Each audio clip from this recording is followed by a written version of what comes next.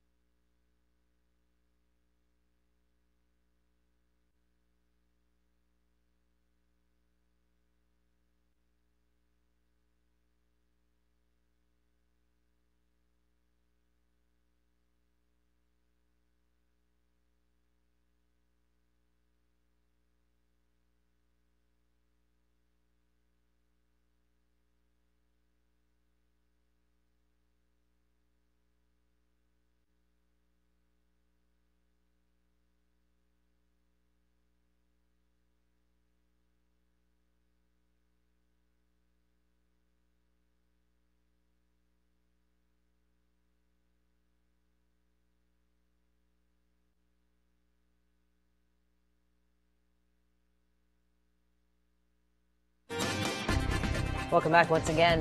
We have our crews spanned out all across our viewing area, and we're able to do this as well. We're tapping in live to various traffic cameras all across our viewing area, and I believe this one we just settled on here.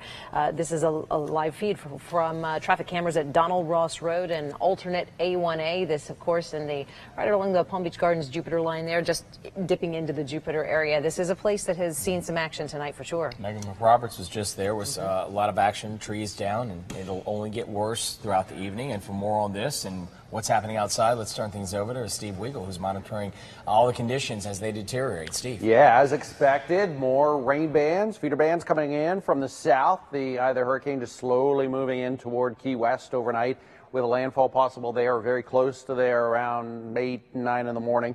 And all the rain bands continue to push in through our area overnight. A well-developed hurricane, and the expectation is that it will strengthen a little as it moves toward Key West overnight. We now have a tornado watch across South Florida for the overnight hours.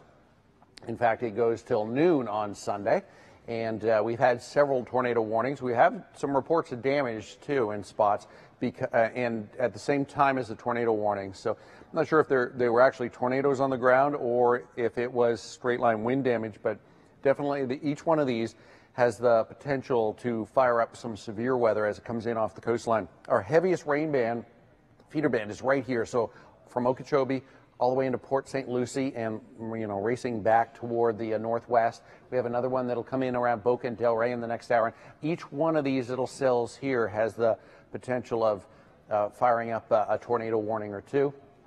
And they're all tied to this main band here. You can see you can track it all the way back around the lake and then all the way down toward the Bahamas, and it's all this big spinning mass of rain from this hurricane. The winds have come down a little bit in the last few hours. That's at the St. Lucie Airport at 21. They were up to 45 earlier, actually 50 with the tornado warning a few hours ago. And there's a look at some of the winds down around Broward, which are climbing.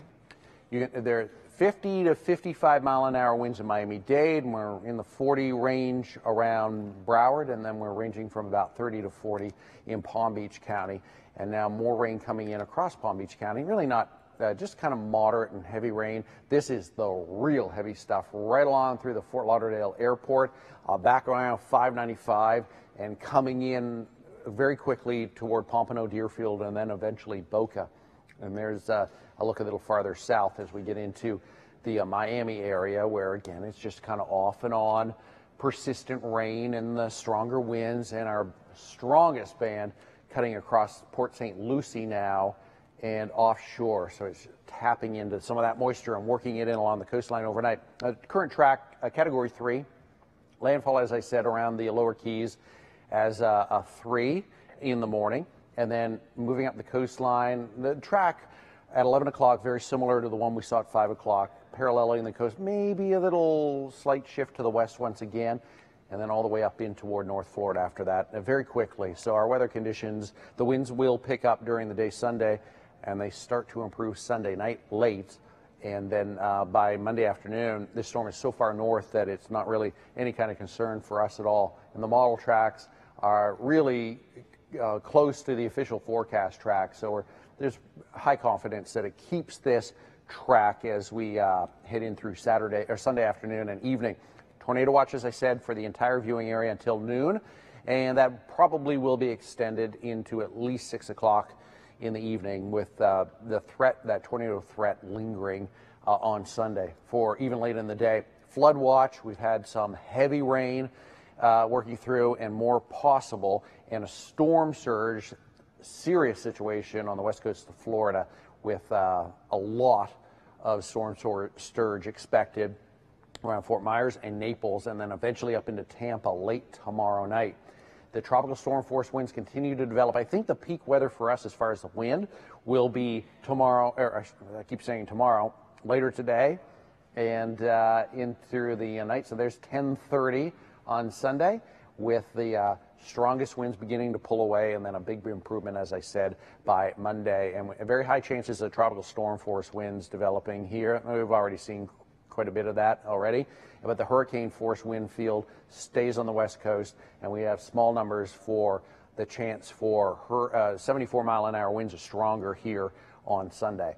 There's our Vipercast model, and it matches up pretty close with the official forecast, bringing the eye of the storm close to Fort Myers tomorrow afternoon and evening, and then up in toward Tampa, and this dry air coming in for Monday and bringing us eventually some sunshine. Rainfall amounts, I think in the end, will be about 5 to 10 inches of rainfall total.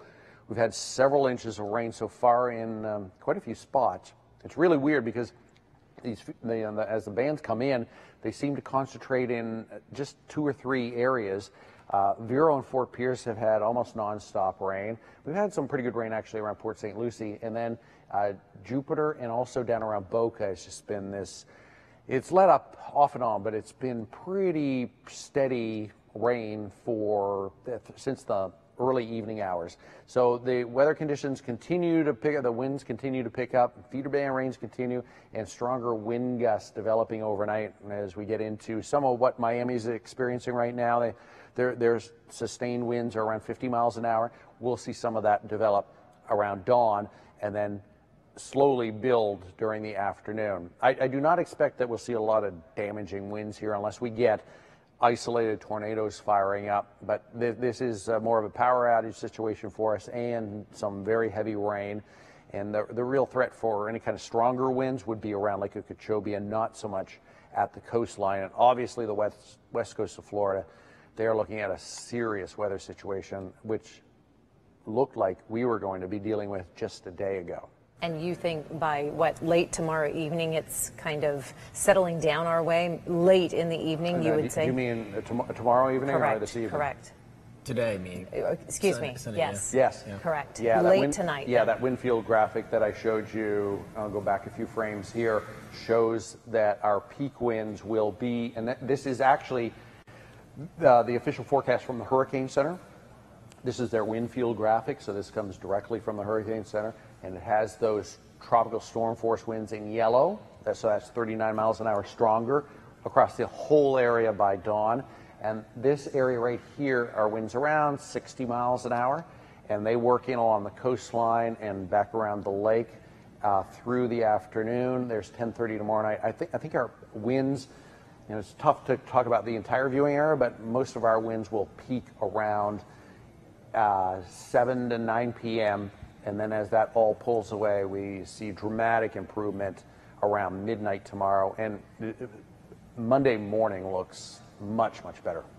I almost hesitate to ask this. However, I am getting, I know, and it's our time with Steve Weigel, and I know you're holding our hand through this early morning hour as we, roll into kind of the hairy part of all of this. But a lot of people are messaging who have evacuated. As you know, it's the largest evacuation ever in the state of Florida. I heard 6 million people. Right. Yeah. So now they're all chattering about how do we get back, and flights are getting canceled, and where do we position ourselves to begin to return the trek back in once the thing does pass. So that chatter has begun, and I know it's early to discuss it, but it is so much of the messages that I'm getting through social media right now. Yeah, I would not say Sunday, but Monday would be your day. We'll still have gusty winds. The airports, I think, start to shut down around 40 miles an hour, 45 maybe in spots.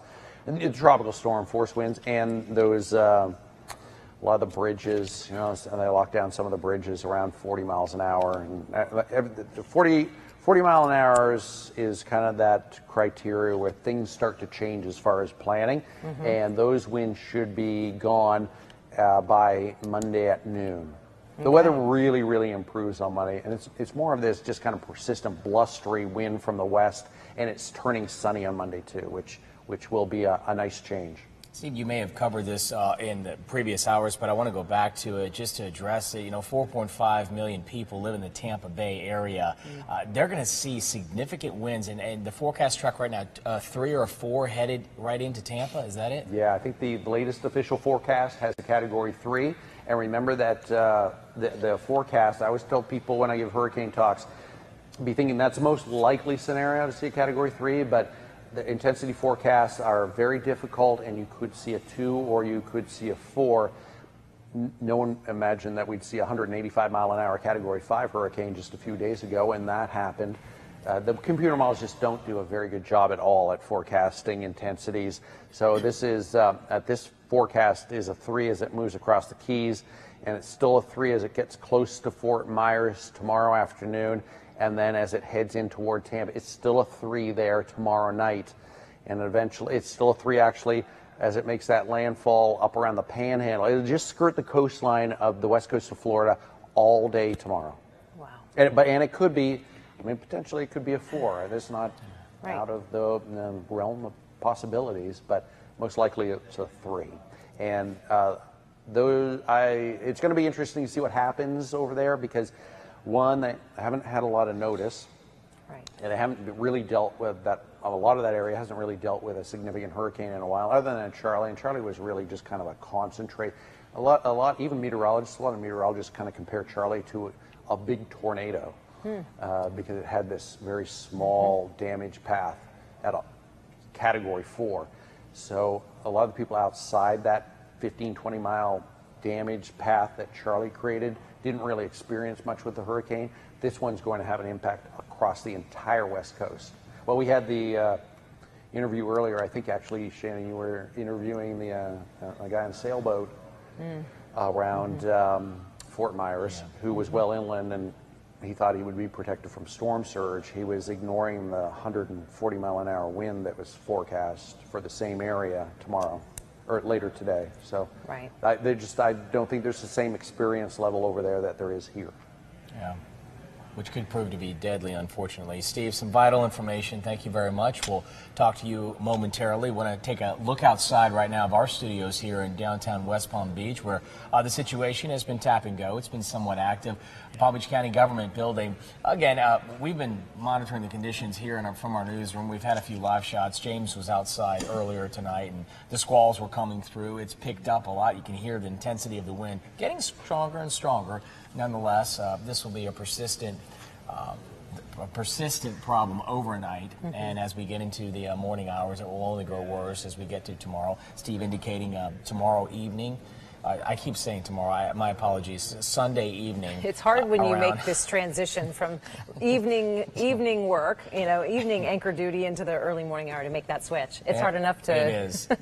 Keeping out all this Anyway. straight, all the intel straight. Our window really for the peak, according to Steve, and this could change around 7 p.m. This evening. So. Nonetheless, we're going to keep our eyes on all our cameras are out there. We've got crews all across the area. We'll be here all morning with you, making sure you have the most up-to-date information. So the winds is certainly, we're watching that for you tonight. And also, we've been talking a lot about storm surge as well. We have. From Boca Raton right now, Andrew Lawfoam is down there with more on this angle.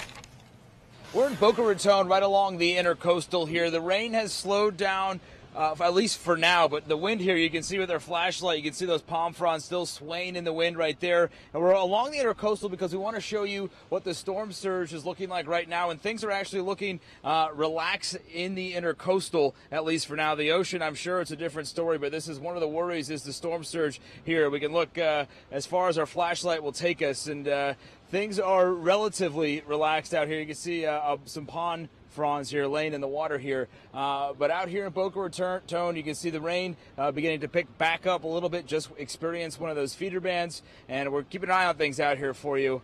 Back to you. All right, Andrew Lawfon, we want to get you down south just a bit, and you heard Steve and James monitoring those winds, about the 7 o'clock hour, I believe, we were out here, and they had picked up a 75-mile-per-hour wind gust that had moved through the Fort Lauderdale area.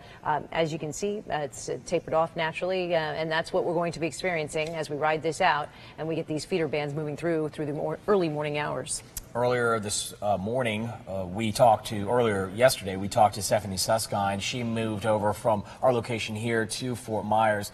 Stephanie has been positioned there. She talked to some business owners there who are actually staying open.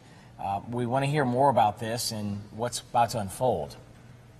Well, downtown Fort Myers, certainly pretty quiet out here, and the wind's starting to pick up. Most places are boarded up, or they have their shutters over the windows and the doors all blocked as well. But we did find one place open. That's Ichiban, the sushi and Chinese restaurant inside Hotel Indigo. They opened their doors to a lot of hungry customers tonight, including one man who evacuated here to the hotel. It's the first time I've left my home for a hurricane. I've been through quite a few of them since 1960, Donna, but this one's pretty, intimidating.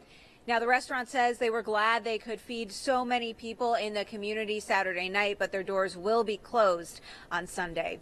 Reporting in Fort Myers, Stephanie Susskind, WPTV News Channel 5. The name of that restaurant is Ichiban. In Japanese, it means number one. And tonight in Fort Myers, it is number one because they've stayed open for the people there so they can eat. Well, look at what's happening right now in Miami Beach. This is video coming in of Miami Beach not too long ago. Some really strong wind gusts, and this is an indication of what we're about to see up here. James was talking just a few minutes ago about how the wind gusts down there, I believe, were approaching 70 miles an hour and such. We've seen about 30 miles an hour, but these gusts are going to increase. And look at this. This is what's coming. If you still have power and you're able to see us on the apps and everything, you have video availability. You can see the force and intensity of the squall lines that are moving through. And this is going to get worse as the morning hours go on. Our former reporter, Brian Inton, you may be familiar with him. You may remember his name. He's actually stationed in Miami now, working for a television station there. He and his photographer picked up this video, witnessed it just a short time ago. That's right. We're going to take a quick break. We're back in a moment.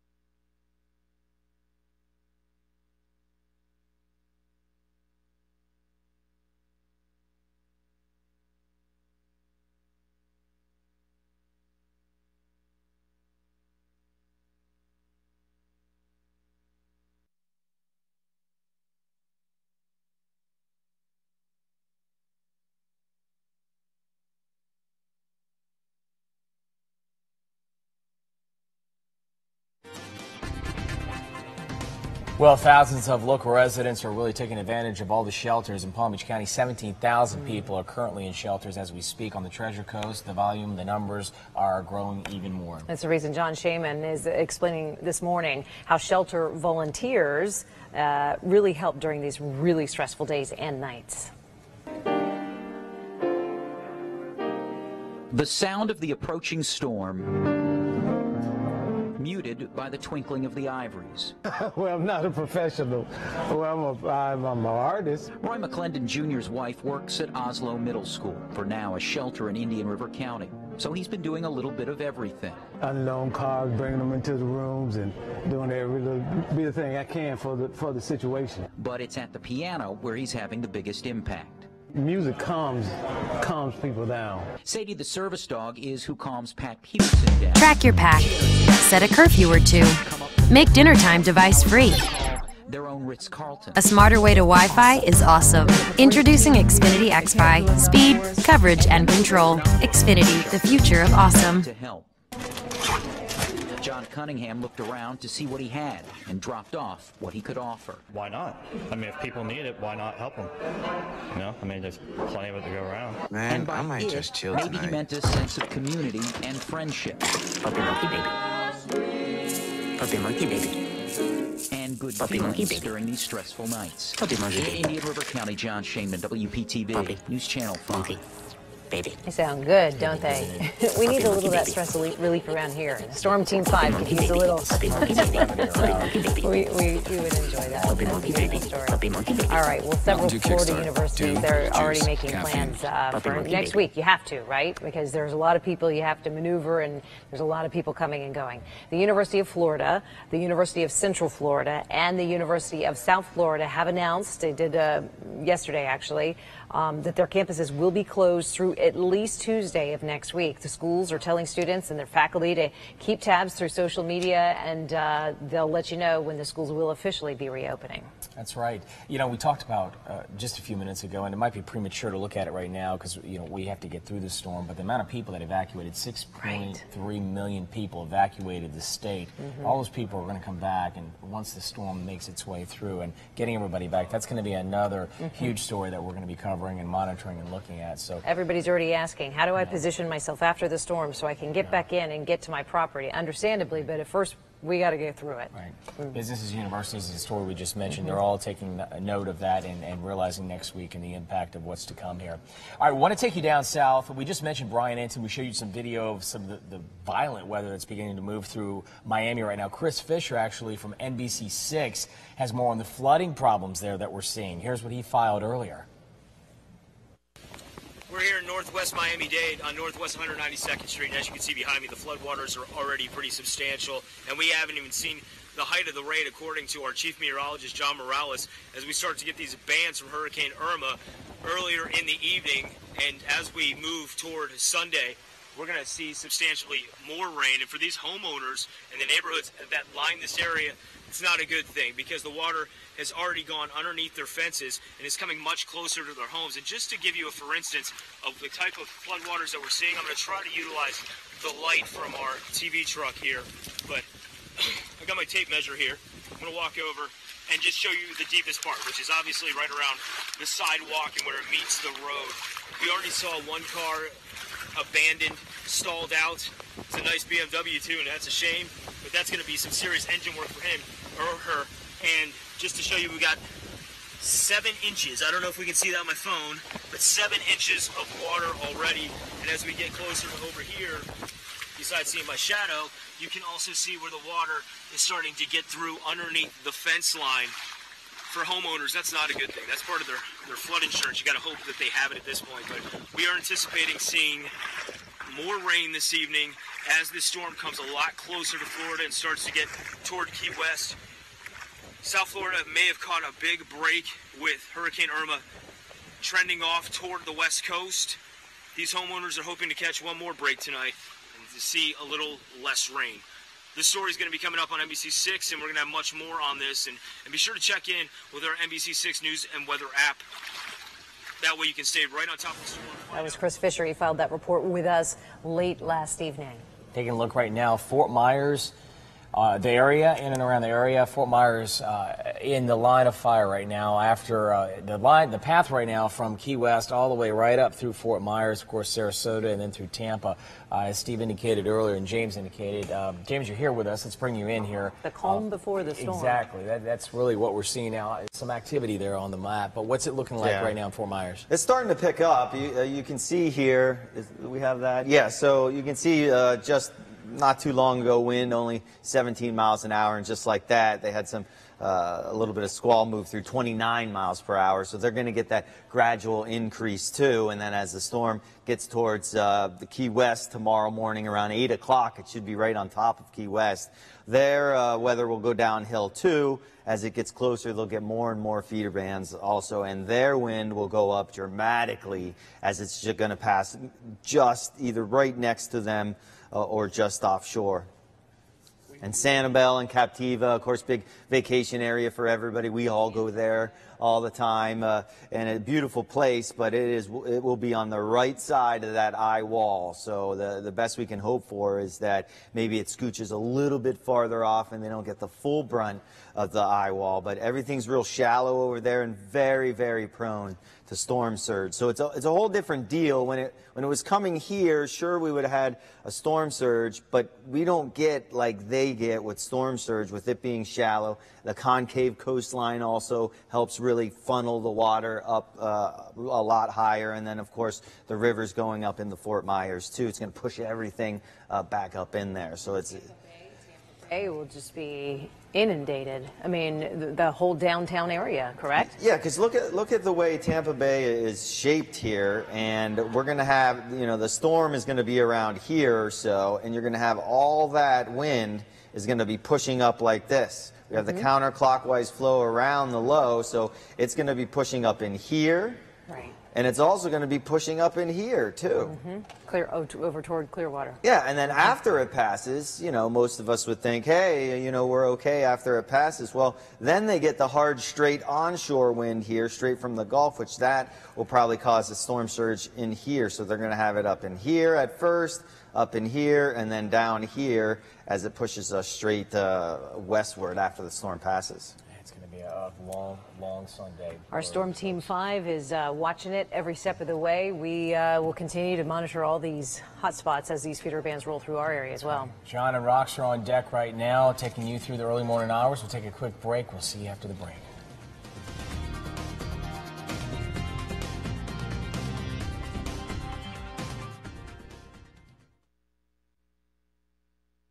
Our Hillshire Farm craftsmen believe in keeping things simple. Like Hillshire Farm Naturals smoked sausage and lunch meat. They're 100% natural, with no artificial ingredients, ever. So when it comes to delicious, you could say we're naturals.